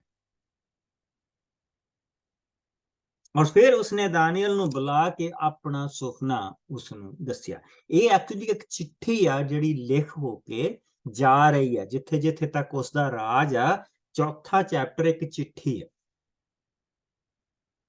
ਜਿਹੜੀ ਜਾ ਰਹੀ ਹੈ ਜਦੋਂ ਉਹ ਠੀਕ ਹੋ ਗਿਆ। ਸੋ ਉਸਨੇ ਇਹ ਦੱਸਿਆ ਕਿ ਭਾਈ ਵੀ ਮੈਂ ਇੱਕ ਸੁਪਨਾ ਦੇਖਿਆ ਔਰ ਆਹਾ ਮੈਂ ਸੁਪਨਾ ਦੱਸਿਆ ਔਰ ਉਸਨੇ ਆਪਣਾ ਸਾਰਾ ਸੁਪਨਾ दानियल ਨੂੰ ਦੱਸਿਆ। ਸੋ ਉਸਨੇ ਉਹ ਦੱਸਿਆ ਕਿ ਮੈਂ ਇੱਕ ਦਰਖਤ ਦੇਖਿਆ ਜਿਹੜਾ ਸਵਰਗ ਤੱਕ ਵੱਧ ਗਿਆ, ਉਸ ਦੇ ਉੱਤੇ ਚਿੜੀਆਂ, ਥੱਲੇ ਜਾਨਵਰ ਚੁਗਦੇ ਪਏ। ਫਿਰ ਮੈਂ ਦੇਖਿਆ ਕਿ ਉਸ ਨੂੰ ਬੰਨ ਦਿੱਤਾ ਗਿਆ, ਉਸ ਤੋਂ ਸਭ ਕੁਝ ਝੜ ਗਿਆ, ਉਸ ਨੂੰ ਬੰਨ ਦਿੱਤਾ ਗਿਆ। ਔਰ ਫਿਰ ਮੈਂ ਆਵਾਜ਼ ਇੱਕ ਸੁਣੀ ਕਿ ਇਸ ਨੂੰ ਜੰਗਲੀ ਘਾਹ ਔਰ ਜੰਗਲੀ ਜਾਨਵਰਾਂ ਦੇ ਵਿੱਚ ਰਹਿਣ ਦਿੱਤਾ ਜਾਏ। और फिर दानियल ने उसने पूछा कि बेलशस्सर इसका मतलब क्या है, तू मैनू दस। सो हुण उसनू उसका मतलब दस्या जाना। 19 आयत तो लैके आओ असी इसकी 27 आयत तक, बस इत्थे तक ਅਸੀਂ ਇਸ ਨੂੰ ਦੇਖਾਂ। ਦਾਨੀਅਲ ਸੁਪਨੇ ਦਾ ਅਰਥ ਦੱਸਦਾ ਹੈ। ਇਹ ਸਭ ਸੁਣਦੇ ਹੀ ਦਾਨੀਅਲ ਹੱਕਾ ਬੱਕਾ ਰਹਿ ਗਿਆ ਤੇ ਉਸਦੇ ਮੂੰਹੋਂ ਕੋਈ ਸ਼ਬਦ ਨਿਕਲਣਾ ਕਠਿਨ ਹੋ ਗਿਆ। ਤਦ ਰਾਜਾ ਨੇ ਉਸਨੂੰ ਕਿਹਾ, ਬੇਲਸ਼ੱਸਰ ਤੂੰ ਇਸ ਸੁਪਨੇ ਅਤੇ ਇਸ ਦੇ ਅਰਥ ਤੋਂ ਹੱਕਾ ਬੱਕਾ ਨਾ ਹੋ। ਬੇਲਸ਼ੱਸਰ ਅਤੇ ਅਰਥਾਤ ਦਾਨੀਅਲ ਨੇ ਉੱਤਰ ਦਿੱਤਾ, ਮਹਾਰਾਜ, ਕਾਸ਼ ਇਹ ਸੁਪਨਾ ਅਤੇ ਇਸ ਦਾ ਅਰਥ ਮਹਾਰਾਜ ਦੇ ਵੈਰੀਆਂ ਲਈ ਹੁੰਦਾ। ਇਹ ਰੁੱਖ ਇੰਨਾ ਉੱਚਾ ਸੀ ਕਿ ਉਸ ਦਾ ਉੱਪਰ ਦਾ ਸਿਰਾ ਆਕਾਸ਼ ਤੱਕ ਸੀ ਅਤੇ ਸੰਸਾਰ ਦਾ ਹਰ ਨਿਵਾਸੀ ਉਸ ਨੂੰ ਦੇਖ ਸਕਦਾ ਸੀ। ਇਸ ਦੇ ਪੱਤੇ ਸੁੰਦਰ ਸਨ। ਇਸ ਨੂੰ ਇੰਨਾ ਫਲ ਲੱਗਾ ਹੋਇਆ ਸੀ ਕਿ ਸਾਰੇ ਸੰਸਾਰ ਦੇ ਲੋਕ ਉਸ ਤੋਂ ਖਾ ਸਕਦੇ ਸਨ। ਜੰਗਲੀ ਜਾਨਵਰ ਇਸ ਦੀ ਛਾਂ ਹੇਠ ਆਰਾਮ ਕਰਦੇ ਸਨ ਅਤੇ ਪੰਛੀ ਇਸ ਉੱਤੇ ਆਪਣੇ ਆਲਣੇ ਬਣਾਉਂਦੇ ਸਨ।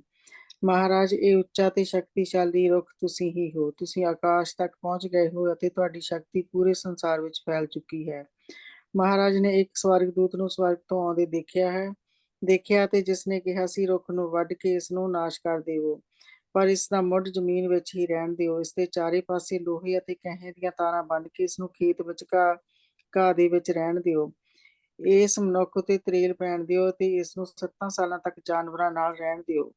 ਸੋ ਮਹਾਰਾਜ, ਇਸ ਦਾ ਇਹ ਅਰਥ ਹੈ ਕਿ ਤੁਹਾਡੇ ਸੁਪਨੇ ਦਾ ਅਤੇ ਸਰਵਸ਼ਕਤੀਮਾਨ ਪਰਮੇਸ਼ਰ ਨੇ ਇਹ ਸਭ ਪਹਿਲਾਂ ਦੱਸਿਆ ਕਿ ਜੋ ਤੁਹਾਡੇ ਨਾਲ ਹੋਵੇਗਾ। ਤੁਸੀਂ ਮਨੁੱਖੀ ਸਮਾਜ ਵਿੱਚੋਂ ਬਾਹਰ ਕੱਢ ਦਿੱਤੇ ਜਾਵੋਗੇ ਅਤੇ ਜੰਗਲੀ ਜਾਨਵਰਾਂ ਨਾਲ ਰਹੋਗੇ। 7 ਸਾਲਾਂ ਤੱਕ ਤੁਸੀਂ ਬਲਦ ਵਾਂਗ ਘਾਹ ਖਾਵੋਗੇ ਅਤੇ ਬਾਹਰ ਮੈਦਾਨ ਵਿੱਚ ਸੌਵੋਗੇ ਜਿੱਥੇ ਤੁਹਾਡੇ ਉੱਤੇ ਤਰੇਲ ਪਵੇਗੀ।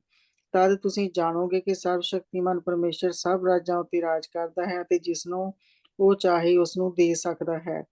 ਸਵਰਗਦੂਤਾਂ ਨੇ ਹੁਕਮ ਦਿੱਤਾ ਸੀ ਕਿ ਮੁੱਢ ਨੂੰ ਜ਼ਮੀਨ ਵਿੱਚ ਰਹਿਣ ਦਿੱਤਾ ਜਾਵੇ। ਇਸ ਦਾ ਅਰਥ ਹੈ ਕਿ ਤੁਸੀਂ ਉਸ ਸਮੇਂ ਫਿਰ ਰਾਜਾ ਬਣਾਏ ਜਾਵੋਗੇ ਜਦੋਂ ਤੁਸੀਂ ਸਵੀਕਾਰ ਕਰੋਗੇ ਕਿ ਪਰਮੇਸ਼ਰ ਸਾਰੇ ਸੰਸਾਰ ਉੱਤੇ ਸ਼ਾਸਨ ਕਰਦਾ ਹੈ। ਇਸ ਲਈ ਮਹਾਰਾਜ, ਤੁਸੀਂ ਮੇਰੀ ਸਲਾਹ ਮੰਨੋ ਅਤੇ ਪਾਪ ਕਰਨਾ ਛੱਡ ਕੇ ਗਰੀਬਾਂ ਉੱਤੇ ਦਇਆ ਕਰੋ, ਤਦ ਤੁਸੀਂ ਵੱਧਦੇ ਫੁੱਲਦੇ ਜਾਵੋਗੇ। ਆਮੀਨ। ਸੋ ਦਾਨੀਅਲ ਨੇ ਉਸ ਦਾ ਮਤਲਬ ਉਸ ਨੂੰ ਦੱਸ ਦਿੱਤਾ ਕਿ ਬਈ ਇਹ ਜਿਸ ਦਰਖਤ ਦੀ ਗੱਲ ਕੀਤੀ ਜਾ ਰਹੀ ਹੈ ਇਹ ਤੂੰ, और तू इन्ना फैल जाएगा कि तेरा ਜਿਹੜਾ ਉਹ ਤੇਰੀ ਜਿਹੜੀ ਮਹਿਮਾ ਆ ਉਹ ਧਰਤੀ ਤੇ ਹਰ ਜਗ੍ਹਾ ਹੋਏਗੀ। ਦੁਨੀਆ ਦਾ ਜਿਹੜੀ ਜੋ ਇੱਥੇ ਦੀ ਬਸਦੀ ਦੁਨੀਆ ਉਹ ਜਾਣ ਜਾਏਗੀ ਕਿ ਤੂੰ महाराज है और हर कोई तेरी शान ਨੂੰ, तेरी हर एक चीज ਨੂੰ ਮੰਨੇਗਾ, तेरी ताकत ਨੂੰ ਮੰਨੇਗਾ। पर प्रभु ने तेनों ये भी दिखाया कि इस कमांड की हालत दे विच तेरा ये दरख्त बढ़ दिता जाएगा। ਔਰ 7 ਸਾਲ ਤੂੰ ਜਾਨਵਰਾਂ ਵਰਗੀ ਹਾਲਤ ਦੇ ਵਿੱਚ ਰਹੇਗਾ। ਸੋ ਇਸ ਦੇ ਨਾਲ ਹੀ ਪ੍ਰਭੂ ਨੇ ਉਸ ਨੂੰ ਦੱਸਿਆ ਵੀ ਤੂੰ ਕੀ ਕਰ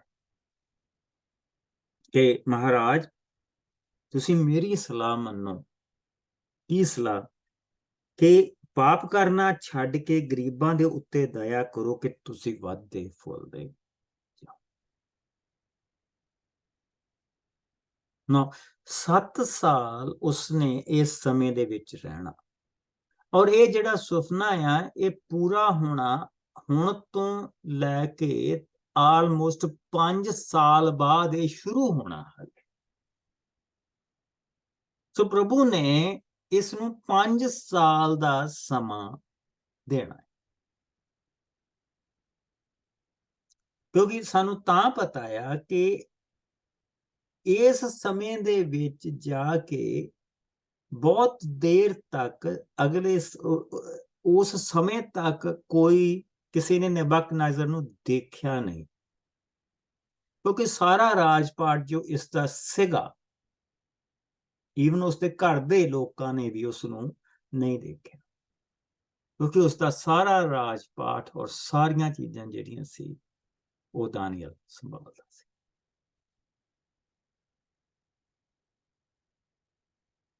ਔਰ ਦਾਨੀਏਲ ਨੇ ਬਾਹਰ ਤੱਕ ਪਤਾ ਨਹੀਂ ਲੱਗਣ ਦਿੱਤਾ। ਉਹ ਚਾਹੁੰਦਾ ਤਾਂ ਕੁਝ ਵੀ ਕਰ ਸਕਦਾ ਸੀ, ਪਰ ਦਾਨੀਏਲ ਨੇ ਇੱਕ ਚੀਜ਼ ਸਿੱਖ ਲਈ ਸੀ ਕਿ ਪ੍ਰਭੂ ਨੇ ਕਿਹਾ ਸੀ ਕਿ 70 ਸਾਲ ਦੀ ਗੁਲਾਮੀ। ਸੋ ਉਸਨੇ ਪ੍ਰਭੂ ਦੀ ਦਿੱਤੇ ਹੋਏ ਵਚਨ ਨੂੰ ਤੋੜਨ ਮਰੋੜਨ ਦੀ ਕੋਸ਼ਿਸ਼ ਨਹੀਂ ਕੀਤੀ ਕਿ ਮੇਰੇ ਕੋਲ ਇਹ ਮੌਕਾ ਹੈ, ਮੈਂ ਮੌਕੇ ਦਾ ਫਾਇਦਾ ਉਠਾ ਸਕਦਾ, ਔਰ ਉਠਾ ਸਕਦਾ ਸੀ। ਜੇ ਦਾਨੀਏਲ ਉਸ ਵੇਲੇ ਮੌਕੇ ਦਾ ਫਾਇਦਾ ਉਠਾ ਲੈਂਦਾ ਤੇ ਇਹ ਹੋ ਸਕਦਾ ਸੀ ਕਿ ਇਜ਼ਰਾਈਲ ਦਾ ਰਾਜ ਉੱਥੇ ਉਸ ਸਮੇਂ ਸਭ ਤੋਂ ਵੱਡਾ ਹੁੰਦਾ।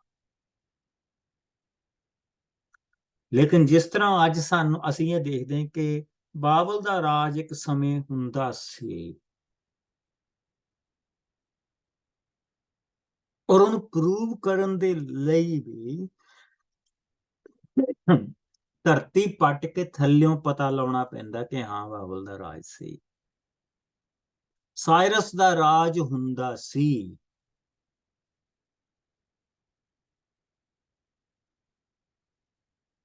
ਅਲੈਗਜ਼ੈਂਡਰ ਦਾ ਰਾਜ ਆਇਆ ਸੀ।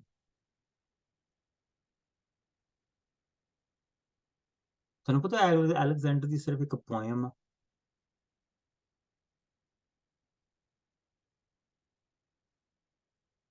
ਅਗਰ ਧਰਤੀ ਪੁੱਟ ਕੇ ਸਾਰੀਆਂ ਚੀਜ਼ਾਂ ਜਿੱਥੇ ਜਿੱਥੇ ਉਹ ਗਿਆ ਉਹ ਸਾਰੀਆਂ ਚੀਜ਼ਾਂ ਨੂੰ ਜਾਣਿਆ ਨਾ ਜਾਵੇ ਤਾਂ ਅਲੈਗਜ਼ੈਂਡਰ ਕੌਣ ਸੀ ਤੇ ਕਿੱਥੋਂ ਆਇਆ ਤੇ ਕਿੱਥੇ ਗਿਆ ਕਿਸੇ ਨੂੰ ਕੁਝ ਨਹੀਂ ਪਤਾ। ਇੰਡਿਕਾ ਨਾਂ ਦੀ ਇੱਕ ਕਿਤਾਬ ਲਿਖੀ ਸੀ ਉਹਦੇ ਇੱਕ ਜਨਰਲ ਨੇ, ਉਹਦੇ ਵੈਦ ਨੇ ਐਕਚੁਅਲੀ,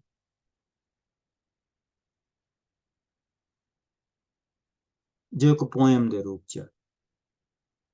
ਉੱਥੋਂ ਸਾਨੂੰ ਪਤਾ ਲੱਗਦਾ ਕਿ ਅਲੈਗਜ਼ੈਂਡਰ ਆਇਆ ਸੀ ਤੇ ਉੱਥੋਂ ਸਾਰੀਆਂ ਕਹਾਣੀਆਂ ਜੋੜੀਆਂ ਜਾਂਦੀਆਂ।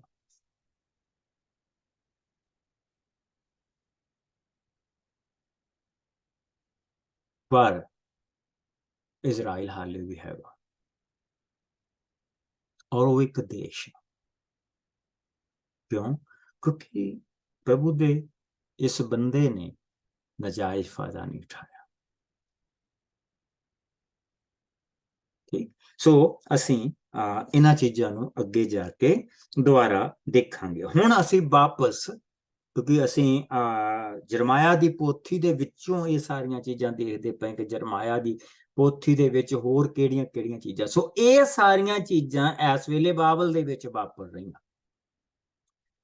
ਦੂਸਰੇ ਪਾਸੇ ਜਰੂਸਲਮ 'ਚ ਇਸ ਵੇਲੇ ਕੀ ਚੱਲ ਰਿਹਾ? ਜਰੂਸਲਮ ਦੇ ਵਿੱਚ ਇਸ ਵੇਲੇ ਜਿਹੜੇ ਆਖਰੀ 2 ਰਾਜੇ ਆ ਉਹਨਾਂ ਦੇ ਬਾਰੇ ਚੱਲਦਾ ਪਿਆ, ਔਰ ਉਹਨਾਂ ਨੂੰ ਇਸ ਵੇਲੇ ਜਰਮਾਇਆ ਜਿਹੜਾ ਆ ਉਹ ਦੱਸਦਾ ਪਿਆ ਕਿ ਤੁਸੀਂ ਜਿੱਦਾਂ ਇਹਨੂੰ ਦੱਸਿਆ ਗਿਆ ਕਿ ਆਪਣਾ ਗੁਨਾਹ ਛੱਡ, ਗਰੀਬਾਂ ਦੇ ਉੱਤੇ ਰਹਿਮ ਕਰ, ਰਹਿਮ ਵਾਲਾ ਦਿਲ ਲੈ ਕੇ ਆ, ਉਸੇ ਤਰ੍ਹਾਂ ਪ੍ਰਭੂ ਉਹਨਾਂ ਨੂੰ ਵੀ ਕਹਿ ਰਿਹਾ ਕਿ ਆਪਣੇ ਰਸਤਿਆਂ ਨੂੰ ਮੋੜੋ, ਨਹੀਂ ਤਾਂ ਜਰੂਸਲਮ ਦਾ ਜਿਹੜਾ ਮੰਦਿਰ ਆ ਉਹ ਤਬਾਹ ਹੋ ਜਾਏਗਾ ਔਰ ਤੁਹਾਨੂੰ ਤੁਸੀਂ ਬੰਦੀ ਬਣਾ ਕੇ ਤੁਸੀਂ ਲੈ ਕੇ ਜਾਏ ਜਾਓਗੇ। ਜਿਹੜੇ ਥੋੜੇ ਰਹਿ ਗਏ ਆ ਤੁਹਾਨੂੰ ਬੰਦੀ ਬਣਾ ਕੇ ਤੁਹਾਨੂੰ ਵੀ ਲੈ ਕੇ ਜਾਇਆ ਜਾਏਗਾ। ਸੋ ਉਧਰਲੇ ਪਾਸੇ ਵੀ ਪ੍ਰਭੂ ਇਹ ਸਾਰੀਆਂ ਚੀਜ਼ਾਂ ਉਹਨਾਂ ਨੂੰ ਦੱਸਦਾ ਪਿਆ। ਸੋ ਅਸੀਂ 20ਵੇਂ ਚੈਪਟਰ ਦੇ ਉੱਤੇ ਜਾ ਕੇ ਪੜ੍ਹ ਕੇ ਛੱਡਿਆ ਸੀ। ਹੁਣ ਅਸੀਂ 21ਵੇਂ ਚੈਪਟਰ ਦੇ ਵਿੱਚ ਉਧਰਲੇ ਪਾਸੇ ਪਹੁੰਚ ਚੁੱਕੇ ਹਾਂ। ਸੋ ਆਓ ਉਧਰਲੇ ਪਾਸੇ ਯਹੂਦਾ ਦਾ ਜਿਹੜਾ ਰਾਜਾ ਸਿਦਕਿਆ ਆ ਉਹ ਜਰਮਾਇਆ ਨੂੰ ਸੁਨੇਹਾ ਘੱਲਦਾ ਪਿਆ ਹੁਣ ਕਿ ਪ੍ਰਭੂ ਸਾਡੇ ਨਾਲ ਕੀ ਕਰੂਗਾ, ਆਉਣ ਵਾਲਿਆਂ ਦਿਨਾਂ ਦੇ ਵਿੱਚ ਕੀ ਹੋਊਗਾ। ਸਾਨੂੰ ਏਦਾਂ ਲੱਗਦਾ ਕਿ ਜਿਸ ਤਰ੍ਹਾਂ ਸਾਡਾ ਵੀ ਹੁਣ ਅੰਤ ਹੋਣ ਜਾ ਰਿਹਾ, ਲੇਕਿਨ ਉਸਨੂੰ ਸਭ ਕੁਝ ਦੱਸਿਆ ਜਾਣਾ ਪਰ ਉਸਨੇ ਵੀ ਨਹੀਂ ਮੰਨਣਾ ਤੇ ਔਰ ਨਾ ਨਬੂਕਦਨਸਰ ਨੇ ਮੰਨਣਾ ਕਿਸੇ ਨੇ ਵੀ ਨਹੀਂ। ਸੋ ਆਓ 21ਵਾਂ ਭਾਵ ਉਸਦੀ 1 ਆਇਤ ਤੋਂ ਲੈ ਕੇ ਉਸਦੀ 10 ਆਇਤ ਤੱਕ ਦੇਖੋ। ਜਰੂਸ਼ਲਮ ਦੀ ਹਾਰ ਬਾਰੇ ਭਵਿੱਖਬਾਣੀ। ਯਹੂਦਾ ਦੇ ਰਾਜਾ ਸਿਦਕੀਆ ਮਲਕੀਆ ਦੇ ਪੁੱਤਰ ਅਸ਼ਹੂਰ ਅਤੇ ਮਾਇਸਿਆ ਦੇ ਪੁੱਤਰ ਪੁਰੋਹਿਤ ਸਫਨਿਆ ਨੂੰ ਮੇਰੇ ਕੋਲ ਇਹ ਕਹਿ ਕੇ ਘੱਲਿਆ, ਕਿਰਪਾ ਕਰਕੇ ਤੂੰ ਪ੍ਰਭੂ ਅੱਗੇ ਸਾਡੇ ਵੱਲੋਂ ਪ੍ਰਾਰਥਨਾ ਕਰ, ਕਿਉਂਕਿ ਬਾਬਲ ਦਾ ਰਾਜ ਨਬੂਕਦਨਸਰ ਸਾਡੇ ਸ਼ਹਿਰ ਉੱਤੇ ਹੱਲਾ ਕਰ ਰਿਹਾ ਹੈ। ਹੋ ਸਕਦਾ ਹੈ ਕਿ ਪ੍ਰਭੂ ਸਾਡੇ ਵੱਲੋਂ ਕੋਈ ਅਦਭੁਤ ਕੰਮ ਕਰੇ ਅਤੇ ਨਬੂਕਦਨਸਰ ਵਾਪਸ ਚਲਾ ਜਾਵੇ। ਤਦ ਪ੍ਰਭੂ ਨੇ ਮੈਨੂੰ ਉੱਤਰ ਦਿੱਤਾ ਅਤੇ ਮੈਂ ਰਾਜਾ ਦੁਆਰਾ ਘੱਲੇ ਹੋਏ ਲੋਕਾਂ ਨੂੰ ਕਿਹਾ ਕਿ ਉਹ ਜਾ ਕੇ ਰਾਜਾ ਸਿਦਕੀਆ ਨੂੰ ਇਹ ਸੰਦੇਸ਼ ਦੇਣ, ਸਿਦਕੀਆ, ਮੈਂ ਤੇਰੀ ਸੈਨਾ ਨੂੰ ਹਰਾ ਦੇਵਾਂਗਾ ਜੋ ਬਾਬਲ ਦੇ ਰਾਜਾ ਦੇ ਅੱਗੇ ਉਹਨਾਂ ਦੀ ਸੈਨਾ ਦੇ ਵਿਰੁੱਧ ਲੜੇਗੀ। ਮੈਂ ਤੇਰੀ ਸੈਨਾ ਦੇ ਸਭ ਹਥਿਆਰ ਸ਼ਹਿਰ ਦੇ ਵਿਚਕਾਰ ਇਕੱਠਾ ਕਰਕੇ ਢੇਰ ਲਾ ਦੇਵਾਂਗਾ। ਮੈਂ ਤੇਰੇ ਵਿਰੁੱਧ ਆਪਣੇ ਪੂਰੇ ਬਲ, ਅਣਖ, ਕ੍ਰੋਧ ਅਤੇ ਗੁੱਸੇ ਨਾਲ ਲੜਾਂਗਾ। ਮੈਂ ਸ਼ਹਿਰ ਦੇ ਸਭ ਨਿਵਾਸੀਆਂ ਅਰਥਾਤ ਮਨੁੱਖਾਂ ਅਤੇ ਪਸ਼ੂਆਂ ਨੂੰ ਭਿਅੰਕਰ ਬਿਮਾਰੀ ਨਾਲ ਮਾਰ ਦੇਵਾਂਗਾ। ਪਰ ਤੈਨੂੰ, ਤੇਰੇ ਅਧਿਕਾਰੀਆਂ ਅਤੇ ਲੜਾਈ, ਅਕਾਲ ਅਤੇ ਬਿਮਾਰੀ ਤੋਂ ਬਚੇ ਲੋਕਾਂ ਨੂੰ ਮੈਂ ਰਾਜਾ ਨਬੂਕਦਨਸਰ ਦੇ ਹੱਥੀਂ ਅਤੇ ਤੁਹਾਡੇ ਵੈਰੀਆਂ ਦੇ ਹੱਥੀਂ ਸੌਂਪ ਦੇਵਾਂਗਾ ਜੋ ਤੁਹਾਨੂੰ ਮਾਰਨਾ ਚਾਹੁੰਦੇ ਹਨ। ਰਾਜਾ ਨਬੂਕਦਨਸਰ ਤੁਹਾਨੂੰ ਕਤਲ ਕਰੇਗਾ ਅਤੇ ਤੁਹਾਡੇ ਵਿੱਚੋਂ ਕਿਸੇ ਨੂੰ ਛੱਡੇਗਾ ਨਹੀਂ ਅਤੇ ਨਾ ਹੀ ਕਿਸੇ ਉੱਤੇ ਦਇਆ ਜਾਂ ਤਰਸ ਖਾਵੇਗਾ। ਮੈਂ ਪ੍ਰਭੂ ਨੇ ਇਹ ਕਿਹਾ ਹੈ। ਤਦ ਪ੍ਰਭੂ ਨੇ ਮੈਨੂੰ ਅੱਗੇ ਕਿਹਾ ਕਿ ਮੈਂ ਲੋਕਾਂ ਨੂੰ ਇਹ ਦੱਸਾਂ ਜੋ ਮੈਂ ਪ੍ਰਭੂ ਕਹਿ ਰਿਹਾ ਹਾਂ। ਤੁਸੀਂ ਸੁਣੋ, ਮੈਂ ਤੁਹਾਨੂੰ ਜੀਵਨ ਅਤੇ ਮੌਤ ਦੇ ਦੋਹਾਂ ਰਾਹਾਂ ਵਿੱਚੋਂ ਕਿਸੇ ਇੱਕ ਨੂੰ ਚੁਣਨ ਦਾ ਮੌਕਾ ਦੇ ਰਿਹਾ ਹਾਂ। ਜੋ ਕੋਈ ਇਸ ਸ਼ਹਿਰ ਦੇ ਅੰਦਰ ਰਹੇਗਾ ਉਹ ਜਾਂ ਤਾਂ ਲੜਾਈ ਵਿੱਚ ਕਤਲ ਕੀਤਾ ਜਾਵੇਗਾ ਜਾਂ ਅਕਾਲ ਜਾਂ ਬਿਮਾਰੀ ਨਾਲ ਮਰ ਜਾਵੇਗਾ। ਪਰ ਜੋ ਕੋਈ ਬਾਹਰ ਜਾ ਕੇ ਆਪਣੇ ਆਪ ਨੂੰ ਬਾਬਲ ਦੇ ਲੋਕਾਂ ਦੇ ਹੱਥੀਂ ਸੌਂਪੇਗਾ ਜੋ ਇਸ ਸਮੇਂ ਸ਼ਹਿਰ ਦੇ ਉੱਤੇ ਚੜ੍ਹਾਈ ਕਰ ਰਹੇ ਹਨ, ਉਹ ਮਰਨ ਤੋਂ ਬਚ ਜਾਵੇਗਾ ਅਤੇ ਆਪਣੇ ਪ੍ਰਾਣਾਂ ਦੀ ਰੱਖਿਆ ਕਰੇਗਾ। ਮੈਂ ਇਸ ਸ਼ਹਿਰ ਨੂੰ ਨਾਸ਼ ਕਰਨ ਦਾ ਫੈਸਲਾ ਕਰ ਚੁੱਕਾ ਹਾਂ ਅਤੇ ਹੁਣ ਮੈਂ ਇਸ ਦਾ ਤਬਾਹੀ ਤੋਂ ਬਚਾਅ ਨਹੀਂ ਕਰਾਂਗਾ। ਇਹ ਬਾਬਲ ਦੇ ਰਾਜਾ ਦੇ ਹੱਥੀਂ ਸੌਂਪ ਦਿੱਤਾ ਜਾਵੇਗਾ ਜੋ ਇਸ ਨੂੰ ਅੱਗ ਨਾਲ ਭਸਮ ਕਰਕੇ ਮਿੱਟੀ ਵਿੱਚ ਮਿਲਾ ਦੇਵੇਗਾ। ਮੈਂ ਪ੍ਰਭੂ ਨੇ ਇਹ ਕਿਹਾ ਹੈ। ਆਮੀਨ। ਮੈਂ ਪ੍ਰਭੂ ਨੇ ਇਹ ਕਿਹਾ ਹੈ। ਸੋ ਉਹ ਜਿਹੜੇ ਲੋਕਾਂ ਦਾ ਅਸੀਂ ਹਾਲ ਦੇਖਿਆ ਸੀਗਾ, ਉਹ ਸੈਚਰਡੇ ਨੂੰ ਤਾਂ ਪ੍ਰਭੂ ਦੀ ਉਪਾਸਨਾ ਕਰਦੇ ਪਏ, ਸੰਡੇ ਨੂੰ ਕਿਸੇ ਦੇਵਤੀ, ਮੋਲਕ ਦੇਵਤੇ ਦੇ ਕੋਲ ਜਾਂਦੇ ਪਏ ਆ, ਮੰਗਲਵਾਰ ਨੂੰ ਦੇਵੀ ਦੀ ਪੂਜਾ ਕਰਦੇ ਪਏ, ਵੀਰਵਾਰ ਨੂੰ ਫਿਰ ਕਬਰਾਂ ਦੀ ਪੂਜਾ ਕਰਦੇ ਪਏ ਆ, ਫਿਰ ਜੋਤਿਸ਼ ਦੇਖਣ ਵਾਲਿਆਂ ਦੇ ਕੋਲ ਜਾਂਦੇ ਪਏ ਆ, ਸ਼ਨੀਵਾਰ ਨੂੰ ਫਿਰ ਪ੍ਰਭੂ ਦੀ ਪੂਜਾ ਕਰਦੇ ਪਏ ਆ। ਸੋ ਸਿਦਕਿਆ ਔਰ ਉਸਦਾ ਪਰਿਵਾਰ ਸਾਰਿਆਂ ਨੂੰ ਖੁਸ਼ ਕਰਦੇ, ਸਾਰੇ ਦੇਵੀ ਦੇਵਤਿਆਂ ਨੂੰ ਉਹ ਹੈਪੀ ਕਰਦੇ ਪਏ ਆ। ਤਾਂ ਫਿਰ ਉਹਨੇ ਉਸ ਦੇ ਵਿੱਚ ਸੋਚਿਆ ਵੀ ਕਿਉਂ ਨਾ ਇੱਕ ਨਵੀਂ ਵੀ ਹੈਗਾ ਸਾਡੇ ਵਿੱਚ ਜਿਹੜਾ ਦੱਸਦਾ ਪਿਆ ਤੇ ਉਹਦੀਆਂ ਗੱਲਾਂ ਪਹਿਲਾਂ ਵੀ ਸਹੀ ਹੋਈਆਂ, 2 ਵਾਰੀ ਸਹੀ ਹੋਈਆਂ। ਉਸਨੇ ਕਿਹਾ ਸੀ ਕਿ ਨਬੂਕਦਨਸਰ ਆਏਗਾ, 2 ਵਾਰੀ ਉਹ ਆ ਚੁੱਕਾ ਆ, ਕਿਉਂ ਨਾ ਉਸਨੂੰ ਵੀ ਕਿਹਾ ਜਾਵੇ। ਤਾਂ ਉਸਨੂੰ ਇਹ ਕਿਹਾ ਗਿਆ ਕਿ ਸਾਨੂੰ ਏਦਾਂ ਲੱਗਦਾ ਕਿ ਉਹ ਨਬੂਕਦਨਸਰ ਦੁਆਰਾ ਆਉਣ ਵਾਲਾ, ਤੂੰ ਸਾਡੇ ਲਈ ਦੁਆ ਕਰ। ਉਹ ਕਹਿੰਦਾ ਕਿ ਮੈਂ ਤੁਹਾਡੇ ਲਈ ਕੀ ਦੁਆ ਕਰ। ਪ੍ਰਭੂ ਕਹਿ ਰਿਹਾ ਕਿ ਤੁਸੀਂ ਜੰਗ ਦੇ ਵਿੱਚ ਹਾਰ ਜਾਓਗੇ, ਉਹੀ ਬਚੂਗਾ ਜਿਹੜਾ ਆਪਣੇ ਆਪ ਨੂੰ ਜਾ ਕੇ ਨਬੂਕਦਨਸਰ ਦੇ ਹੱਥਾਂ ਦੇ ਵਿੱਚ ਦੇ ਦਊਗਾ। ਮੈਂ ਉਸਦਾ ਨਾਸ਼ ਨਹੀਂ ਹੋਣ ਦਊਂਗਾ। ਪਰ ਮੈਨੂੰ ਪਤਾ ਕਿ ਤੁਸੀਂ ਮੇਰੀ ਗੱਲ ਨਹੀਂ ਮੰਨਣੀ, ਪ੍ਰਭੂ ਨੇ ਕਿਹਾ, ਔਰ ਤੁਹਾਡਾ ਇਸ ਕਰਕੇ ਨਾਸ਼ ਹੋਵੇਗਾ ਔਰ ਤੁਹਾਨੂੰ ਮੈਂ ਉਹਨਾਂ ਦੇ ਹੱਥੀਂ ਸੌਂਪ ਦਊਂਗਾ। प्रभु ये कह रहे, और इस शहर में मैं अग ला दूंगा, मैं इस शहर में अग ला दूंगा। और ये बहुत फर्क आ, जिस लिए ਅਸੀਂ ਧਰਮਾਂ ਦੇ ਵਿੱਚ ਧਾਰਮਿਕ ਜਗ੍ਹਾਵਾਂ ਦੇ ਬਾਰੇ ਦੇਖਦੇ,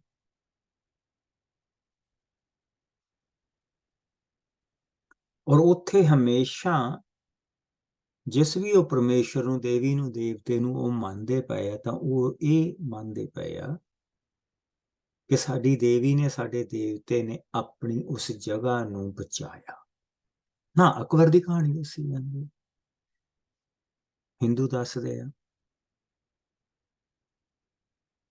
ਕਿ ਜੀ ਸਾਡੀ ਜਿਹੜੀ ਲਾਟਾਂ ਵਾਲੀ ਦੇਵੀ ਆ,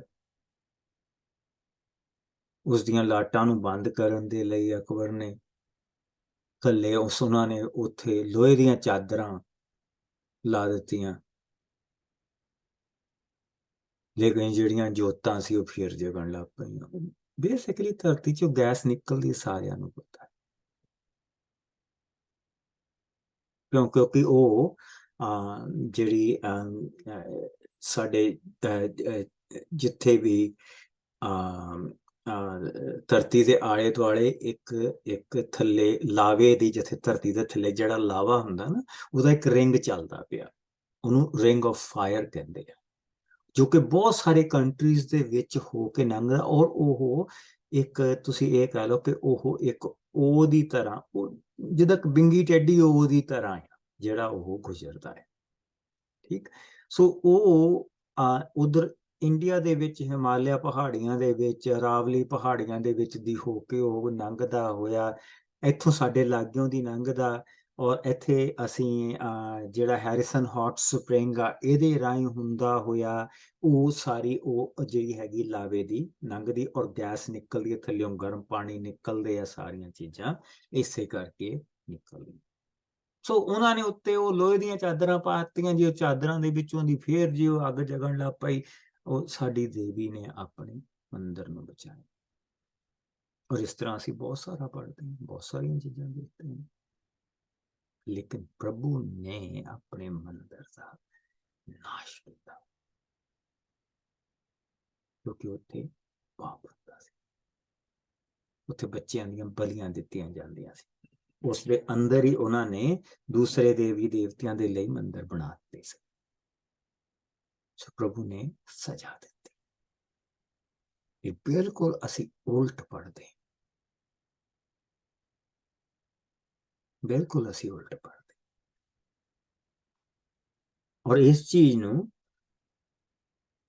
ਸਾਡੇ ਵਿਸ਼ਵਾਸ ਨੂੰ ਸਟਰੈਂਥਨ ਹੋਣਾ ਚਾਹੀਦਾ ਕਿ ਸਾਡਾ ਧਰਤੀ ਤੇ ਕੋਈ ਇੱਟਾਂ ਬੱਟਿਆਂ ਦਾ ਬਣਾਇਆ ਮੰਦਿਰ ਨਹੀਂ ਕਿ ਜੇ ਤੇ ਸਾਨੂੰ ਕੋਈ ਕਵੇ ਕਿ ਤੁਹਾਨੂੰ ਹੱਜ ਕਰਨਾ ਪੈਣਾ, ਤੁਹਾਨੂੰ ਜਾਣਾ ਪੈਣਾ। ਅਸੀਂ ਉਦਾਂ ਦੇਖਣ ਜਾਂਦੇ ਕਿਉਂਕਿ ਸਾਨੂੰ ਉਹਨਾਂ ਚੀਜ਼ਾਂ ਨੂੰ ਦੇਖਣ ਦਾ ਸ਼ੌਕ, ਅਸੀਂ ਤਾਂ ਜਾਂਦੇ।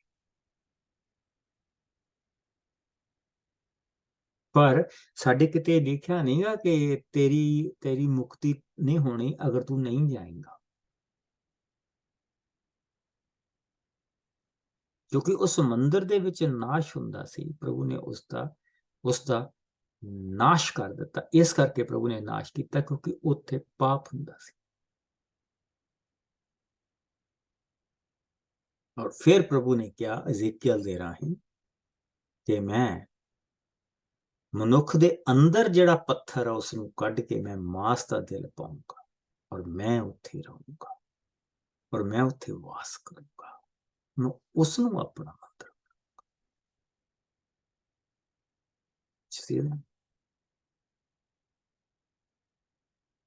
ਇਹ ਚੀਜ਼ ਪ੍ਰਭੂ ਦਾ ਵਚਨ ਬਿਲਕੁਲ ਬਾਕੀਆਂ ਦੇ ਨਾਲੋਂ ਵੱਖਰਾ ਕਰਦਾ ਹੈ, ਜੋ ਸਾਡੇ ਕੋਲ, ਔਰ ਸਿਵਾਏ ਜਿਉਂਦੇ ਪਰਮੇਸ਼ਰ ਤੋਂ ਇਲਾਵਾ ਹੋਰ ਹੋ ਨਹੀਂ ਸਕਦਾ। ਇਸ ਕਰਕੇ ਪ੍ਰਭੂ ਕਹਿੰਦਾ ਕਿ ਤੂੰ ਇਹ ਕਹਿਣਾ ਕਿ ਮੈਂ ਨਬੀ ਹਾਂ ਤੇ ਮੇਰੀ ਕੋਈ ਦੁਆ ਸਪੈਸ਼ਲ ਅਤੇ ਸੁਣੀ ਜਾਏਗੀ। ਔਰ ਇੱਥੋਂ ਸਾਨੂੰ ਇਹ ਵੀ ਪਤਾ ਲੱਗਦਾ ਕਿ there is no special prayer done by somebody special ਤੇ ਤਾਂ ਸਾਡੀ ਉਹ ਸੁਣੀ ਜਾਣੀ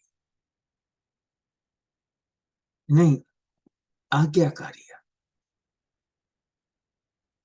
ਸੋ ਪ੍ਰਭੂ ਨੇ ਰਾਜਾ ਤੋਂ ਲੈ ਕੇ ਰੰਕ ਤੱਕ ਸਾਰਿਆਂ ਨੂੰ ਇੱਕ ਹੁਕਮ ਦੇ ਵਿੱਚ ਬੰਨ੍ਹ ਦਿੱਤਾ ਕਿ ਜਿਹੜਾ ਲੜੇਗਾ ਉਹ ਮਾਰਿਆ ਜਾਏਗਾ, ਜਿਹੜਾ ਜਾ ਕੇ ਬਾਬਲ ਦੇ ਹੱਥੀਂ ਆਪਣੇ ਆਪ ਨੂੰ ਦੇ ਦੇਗਾ ਤਾਂ ਬਾਬਲ ਦਾ ਰਾਜਾ ਉਸ ਨੂੰ ਆਪਣੇ ਨਾਲ ਲੈ ਜਾਏਗਾ, ਪਰ ਉਸ ਦੀ ਮੌਤ ਨਹੀਂ ਹੋਏਗੀ।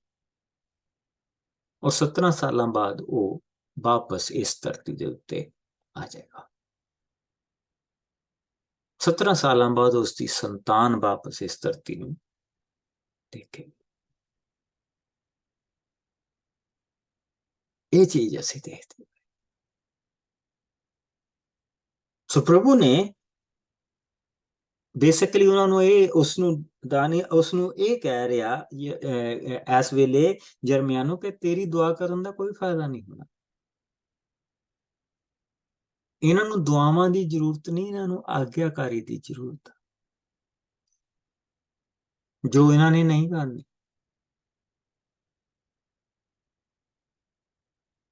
ਸਾਡੀ ਜ਼ਿੰਦਗੀ ਦੇ ਵਿੱਚ ਵੀ ਬਹੁਤ ਸਾਰੀਆਂ ਐਸੀਆਂ ਚੀਜ਼ਾਂ ਆ, ਅਸੀਂ ਪ੍ਰਭੂ ਤੋਂ ਕਹਿੰਦੇ ਆ ਨਹੀਂ ਹੋਇਆ, ਉਹ ਨਹੀਂ ਹੋਇਆ। ਦੁਆਵਾਂ ਦੀ ਜ਼ਰੂਰਤ ਨਹੀਂ, ਆਗਿਆਕਾਰੀ ਦੀ ਜ਼ਰੂਰਤ। ਔਰ ਹਰ ਬੰਦੇ ਇਨਸਾਨ ਨੂੰ ਪਤਾ ਹੁੰਦਾ ਕਿ ਮੇਰੇ ਮੰਦਰ ਦੇ ਅੰਦਰ ਕਿਹੜੀ ਚੀਜ਼ ਗਲਤ ਹੋ ਰਹੀ ਹੈ। ਔਰ ਪ੍ਰਭੂ ਦੇ ਆਤਮਾ ਨੂੰ ਕਿਹੜੀ ਚੀਜ਼ ਨਹੀਂ ਪਸੰਦ। हर एक इंसान को पता। और अगर नहीं पता प्रभु तो पूछो और वो दसेगा।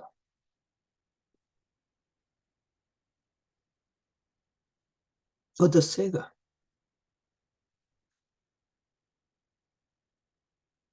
और इसे करके जिसलिए ਅਸੀਂ ਹੁਣ ਪ੍ਰਭੂ ਦੇ ਵਚਨ ਦੇ ਵਿੱਚ ਇਹ ਦੇਖਦੇ ਪਏ ਹਾਂ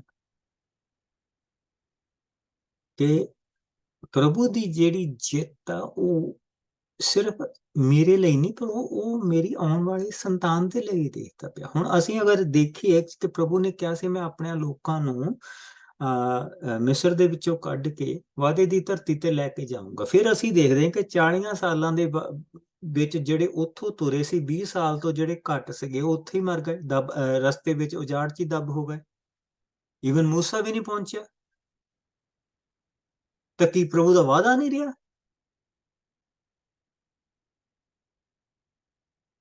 ਪ੍ਰਭੂ ਇੱਕ ਇਨਸਾਨੀਅਤ ਦਾ ਪਰਮੇਸ਼ਰ। ਔਰ ਸਾਡੇ 'ਚ ਇਹ ਖੁਸ਼ੀ ਹੋਣੀ ਚਾਹੀਦੀ ਹੈ ਕਿ ਪ੍ਰਭੂ ਸਿਰਫ ਮੇਰਾ ਪਰਮੇਸ਼ਰ ਨਹੀਂ, ਮੇਰੀ ਆਉਣ ਵਾਲੀਆਂ ਸੰਤਾਨਾਂ ਦਾ ਪਰਮੇਸ਼ਰ। ਉਸ ਦੀ ਪਲਾਨ ਬਹੁਤ ਲੰਬੇ ਔਰ ਬਹੁਤ ਵੱਡੇ ਆ। ਮੇਰੀ ਸੋਚ ਬਹੁਤ ਛੋਟੀ। ਮੇਰੀ ਸੋਚ ਮੈਨੂੰ ਧੋਖਾ ਦਿੰਦੀ ਹੈ ਕਿਉਂਕਿ ਮੇਰੀ ਸੋਚ ਸਿਰਫ ਮੇਰੇ ਆਪਣੇ ਦੁਆਲੇ ਘੁੰਮਦੀ ਆ। ਮੇਰੀ ਸੋਚ ਉਹ ਗੀਤ ਆ ਜਿਹੜੀ ਮੇਰੀ ਆਪਣੀ ਵਰਸ਼ਿਪ ਕਰਦਾ, ਜਿਹੜੀ ਮੇਰੀ ਮੈਂ ਦੀ ਵਰਸ਼ਿਪ ਕਰਦਾ, ਜਿਹੜੀ ਮੇਰੇ ਮਨ ਨੂੰ ਚੰਗੀ ਲੱਗਦੀ ਆ। ਪਰ ਪ੍ਰਭੂ ਦੀ ਸੋਚ ਕਿਤੇ ਵੱਡੀ ਆ। ਉਹ ਮੈਨੂੰ ਨਹੀਂ ਦੇਖਦਾ ਪਿਆ, ਉਹ ਮੇਰੀ ਸੰਤਾਨ ਨੂੰ, ਤੁਹਾਡੀ ਸੰਤਾਨ ਨੂੰ, ਉਹਨਾਂ ਦੀਆਂ ਸੰਤਾਨਾਂ ਦੀਆਂ ਸੰਤਾਨਾਂ ਨੂੰ ਜਿਹਨਾਂ ਦੇ ਨਾਂ ਵੀ ਨਹੀਂ ਰੱਖੇ ਗਏ, ਜਿਹੜੇ ਤੁਹਾਡੇ ਆਪਣੀਆਂ ਸੋਚਾਂ, ਜਿਹੜੀ ਮੇਰੀਆਂ ਸੋਚਾਂ ਵਿੱਚ ਵੀ ਨਹੀਂ, ਉਹ ਉਹਨਾਂ ਨੂੰ ਦੇਖਦਾ। ਉਸ ਪ੍ਰਭੂ ਦੇ ਵਿੱਚ ਅਸੀਂ ਵਿਸ਼ਵਾਸ ਕਰਦੇ, ਉਸ ਜਿਉਂਦੇ ਪ੍ਰਭੂ ਦੇ ਵਿੱਚ ਅਸੀਂ ਵਿਸ਼ਵਾਸ ਕਰਦੇ। ਮੰਗਲਵਾਰ ਨੂੰ ਦੁਬਾਰਾ ਮਿਲਾਂਗੇ, ਸੇਮ ਟਾਈਮ 6:30 ਵਜੇ। ਔਰ ਫਿਰ ਅਸੀਂ ਇਸ ਚੈਪਟਰ ਨੂੰ ਅੱਗੇ ਲੈ ਕੇ ਜਾਵਾਂਗੇ। 11 ਆਇਤ ਤੋਂ 21ਵੇਂ ਪਾਠ ਦੀ 11 ਆਇਤ ਤੋਂ ਅੱਗੇ ਦੇਖਾਂਗੇ। Let us pray. ਪਿਆਰੇ ਪ੍ਰਭੂ, ਤੇਰਾ ਬਹੁਤ ਸ਼ੁਕਰ ਕਰਦੇ ਹਾਂ, ਤੇਰੀ ਦਇਆ, ਤੇਰੇ ਰਹਿਮ, ਤੇਰੇ ਪਿਆਰ ਦੇ ਲਈ। ਮੈਂ ਆਪਣੇ ਭੈਣ ਭਰਾਵਾਂ ਦੇ ਲਈ ਤੇਰਾ ਬਹੁਤ ਸ਼ੁਕਰ ਕਰਦਾ ਖੁਦਾਵੰਦ। ਇਹਨਾਂ ਦੇ ਨਾਲ ਮੇਰੇ ਤੇ ਵੀ ਰਹਿਮ ਹੁੰਦੀ ਹੈ, ਮੈਂ ਵੀ ਤੇਰਾ ਵਚਨ ਪੜ੍ਹ ਸਕਦਾ। ਔਰ ਖੁਦਾਵੰਦ ਮੇਰੇ ਲਈ ਤਾਂ ਹੋਰ ਵੀ ਬਰਕਤ ਹੈ ਕਿ ਮੈਨੂੰ ਪਹਿਲਾਂ ਵੀ ਪੜ੍ਹਨਾ ਪੈਂਦਾ, ਇਹਨਾਂ ਦੇ ਨਾਲ ਵੀ ਪੜ੍ਹਦਾ। ਔਰ ਖੁਦਾਵੰਦ ਮੇਰਾ ਦੋਹਰਾ ਭਲਾ ਹੁੰਦਾ। ਔਰ ਇਸ ਭਲੇ ਦੀ ਬਰਕਤ ਖੁਦਾਵੰਦ ਤੂੰ ਇਹਨਾਂ ਨੂੰ ਦੇਈ, ਇਹਨਾਂ ਦੀਆਂ ਸੰਤਾਨਾਂ ਨੂੰ ਦੇਈ। ਤੂੰ ਇਹਨਾਂ ਦੀਆਂ ਉਹ ਯੋਜਨਾਵਾਂ ਜੋ ਤੇਰੀਆਂ ਆ ਪ੍ਰਭੂ ਜੀ ਔਰ ਤੇਰੇ ਦਿਲ ਦੇ ਵਿੱਚ ਉਹਨਾਂ ਨੂੰ ਪੂਰੀਆਂ ਕਰੇ। ਯਿਸੂ ਮਸੀਹ ਦੇ ਮਿੱਠੇ ਔਰ ਪਿਆਰੇ ਨਾਮ ਦੇ ਵਿੱਚ ਇਹ ਸਭ ਕੁਝ ਮੰਗਦੇ ਆ। ਖੁਦਾਵੰਦ ਤੂੰ ਸਾਡੇ ਸਭ ਦੇ ਨਾਲ ਔਰ ਮੇਰੇ ਭੈਣ ਭਰਾ ਕਹਿਣ ਬਲੈਸ ਯੂ। ਖੁਦਾਵੰਦ ਤੁਹਾਨੂੰ ਬਰਕਤ ਦੇ, ਤੁਹਾਡੇ ਸਭ ਦੇ ਨਾਲ ਬਣਿਆ ਰਹੇ। ਅਗਲੇ ਟਿਊਜ਼ਡੇ ਇਕੱਠੇ ਹੋਵਾਂਗੇ ਔਰ ਫਿਰ ਅਸੀਂ ਪ੍ਰਭੂ ਦੇ ਵਚਨ ਨੂੰ ਅੱਗੇ ਦੇਖਾਂਗੇ। Bless you. Thank you.